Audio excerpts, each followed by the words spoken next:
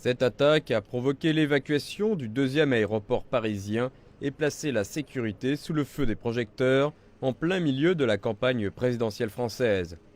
Le pays a connu des attentats particulièrement meurtriers ces 2 dernières années.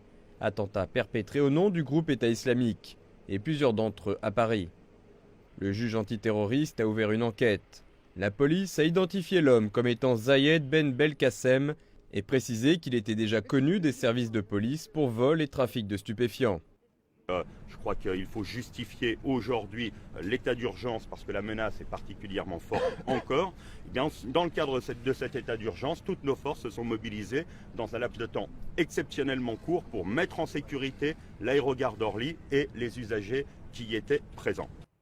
Plus de 230 personnes ont péri en France au cours de ces 2 dernières années dans des attaques liées à l'organisation terroriste État islamique, dont les bastions en Syrie et en Irak sont bombardés par une coalition internationale, incluant la France.